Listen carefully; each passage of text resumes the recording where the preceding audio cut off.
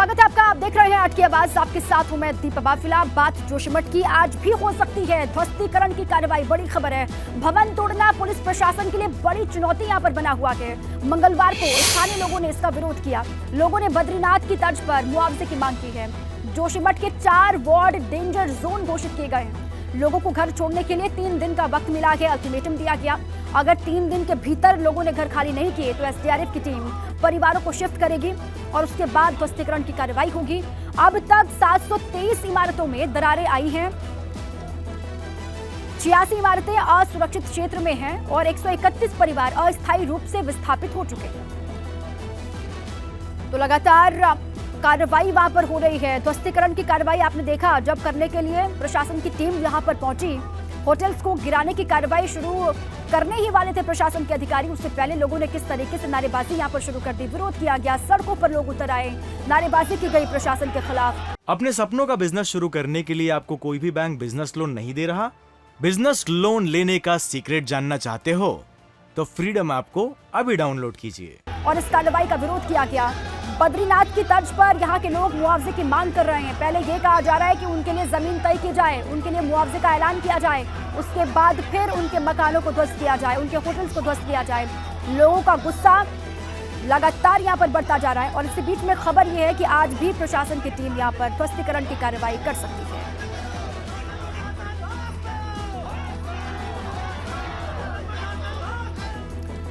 देखिए, जोशीमठ की डेंजरस जंग क्या है। भवन तोड़ना पुलिस प्रशासन के लिए बड़ी चुनौती यहाँ पर बना हुआ है। प्रशासन की कार्रवाई के विरोध में लोगों का विरोध यहाँ पर दिखाई दे रहा है। लोग गुस्से में हैं। प्रशासन जो कार्रवाई यहाँ पर कर रहा है उसके विरोध में लोग खड़े हो गए हैं और साथ ही लोगों के विरोध के बाद प्रशासन ने कल कार्रवाई को रोक दिया था। बद्रीनाथ की तर्ज पर मुआवजे के लोग यहाँ पर लगातार मांग कर रहे हैं। जोशीमठ के 4 वार्ड डेंजर जोन घोषित किए गए हैं।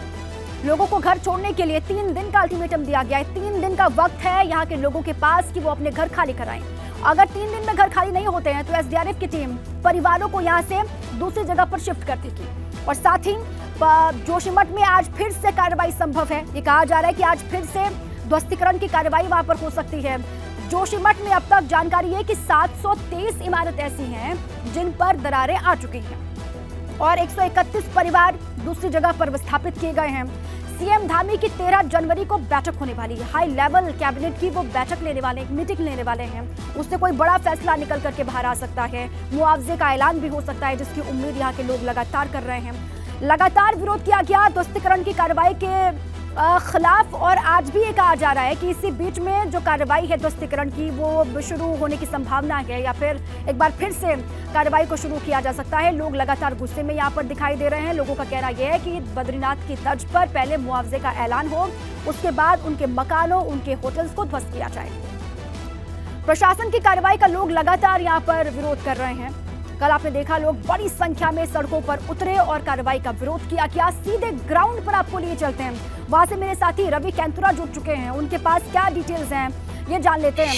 रवि, आज को लेकर क्या जानकारी? सबसे पहले तो बताइएगा वहां के हालात कैसे हैं, क्योंकि जब भी सुबह होती है तो चिंता और बढ़ जाती है। वहां के हालात किस तरीके से होंगे, जो लोग वहां पर मौजूद हैं वो सुरक्षित हैं भी कि नहीं है? अपडेट दीजिएगा, कैसे हालात वहां पर बने हुए हैं और कार्रवाई को लेकर भी क्या जानकारी मिल रही है? रवि।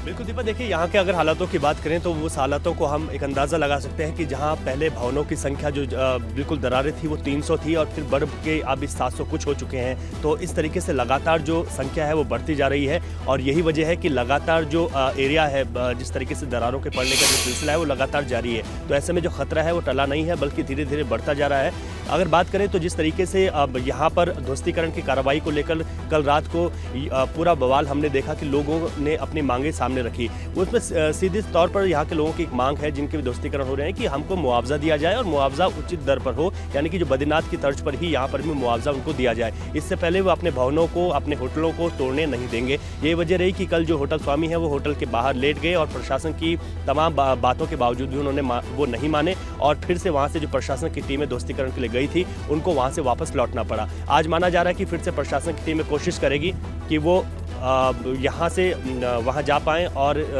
कहीं ना कहीं जिस तरीके की वहाँ पर सिचुएशन है उसमें लोगों को कोशिश करेंगे लोगों को समझाने की कि वो वहाँ पर ध्वस्तीकरण करने दें। तो ये बड़ा महत्वपूर्ण है। इसके अलावा अगर बात की जाए तो लगातार यहाँ पर जो दरारों का पड़ने का सिलसिला है वो जारी है। अब एक महत्वपूर्ण बात है क्योंकि मुख्यमंत्री 13 तारीख को एक आपातकालीन कैबिनेट बैठक उन्होंने बुलाई है, उसमें ये माना जा रहा है कि मुआवजे को लेकर सरकार एक नई नीति यहाँ पर ला सकती है जिससे लोगों को कुछ राहत मिल सके और जिस तरीके की सिचुएशन यहाँ पर बनी है उस सिचुएशन से बाहर निकला जा सके। क्योंकि महत्वपूर्ण है इस वक्त अगर मौसम की मैं बात करूँ तो मौसम भी यहाँ पर जोशीमठ में बदल रहा है। मैं आपको मौसम भी दिखा देता हूँ कि किस तरीके से मौसम यहाँ पर बदला है और मौसम के बदलते ही यहाँ पर ये संभावना जताई जा रही है कि अगर बर्फबारी होती है तो बहुत ज़्यादा दिक्कतें यहाँ पर बढ़ सकती हैं और दिक्कतें यहाँ पर बढ़ती हैं तो जो बहुत ज़्यादा दरारों में जो भवन आए हुए हैं वो कहीं ना कहीं यहाँ पर खुद ब खुद यहाँ से जमींदोज हो सकते हैं और यहाँ पर जो है दिक्कतें जो है शुरू हो सकती हैं। तो ये बड़ा महत्वपूर्ण है कि यहाँ पर अगर मौसम बदलता है उससे पहले अगर ऐसी इमारतों को यहाँ से ढाया नहीं गया, उनका ध्वस्तीकरण नहीं किया गया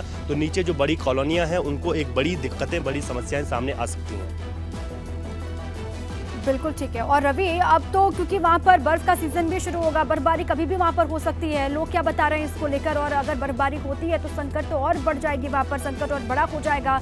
अब इससे पहले बर्फबारी होने से पहले यहाँ के लोगों को शिफ्ट करना पड़ेगा। शुक्रिया रवि आपका पूरी जानकारी के लिए। आप लगातार नजर वहाँ पर बनाए रखें। लोग आज भी विरोध कर सकते हैं। खबर यह है कि लोगों में गुस्सा है कि मुआवजे का ऐलान अभी तक नहीं किया गया, उनको कहीं पर उनका पुनर्वास करने के लिए व्यवस्था सरकार के पास नहीं है, इसको लेकर लोगों में गुस्सा है। और प्रशासन की कार्रवाई जो वहां पर कल भी शुरू होने वाली थी उसका भी लोगों ने विरोध किया और ये कहा जा रहा है कि आज अगर प्रशासन के अधिकारी ध्वस्तीकरण की कार्रवाई के लिए जाते हैं तो आज भी लोग इसका पुरजोर विरोध यहां पर करेंगे। इसकी तैयारी वहां पर लोग कर रहे हैं। देखिए, लगातार हर गुजरते दिन के साथ किस तरीके से परेशानी यहाँ और बढ़ती जा रही है, चिंता और बढ़ती जा रही है। यहाँ के लोग लगातार चिंतित हैं अपने घरों के टूटने को लेकर। अब देखिए, ये तस्वीरें आपको दिखाते हैं, 6 तस्वीरें आपके सामने हैं। जोशीमठ में दहशत का माहौल इस वक्त बना हुआ है। 86 परिवार विस्थापित अभी तक किए जा चुके हैं और साथ ही घर तोड़ने का वहां पर जो जोशीमठ के लोग हैं वो लगातार विरोध कर रहे हैं। 723 घरों में दरारें अभी तक आई हुई हैं, ये जानकारी है। और साथ ही होटल पर हथौड़ा चलना है, लेकिन उससे पहले लोगों का विरोध प्रशासन को झेलना पड़ा। कर्णप्रयाग में भी संकट के बादल लगातार मंडरा रहे हैं। कर्णप्रयाग के लोग भी लगातार चिंतित हैं क्योंकि वहां पर भी ये कहा जा रहा है कि उनकी घरों पर भी दरारें पड़नी शुरू हो गई। बात करते हैं मौसम के शीत संग्राम की। यूपी में अगले 3 दिन हल्की बारिश का अलर्ट है। पंजाब, हरियाणा में भी हल्की बारिश का अलर्ट। बारिश होने के बाद और सर्दी बढ़ने का आसार। मौसम विभाग ने अलर्ट जारी किया है। अपने स्तर पर सावधानी बरतें, ये कहा गया। अपने सपनों का बिजनेस शुरू करने के लिए आपको कोई भी बैंक बिजनेस लोन नहीं दे रहा? बिजनेस लोन लेने का सीक्रेट जानना चाहते हो तो फ्रीडम ऐप को अभी डाउनलोड कीजिए।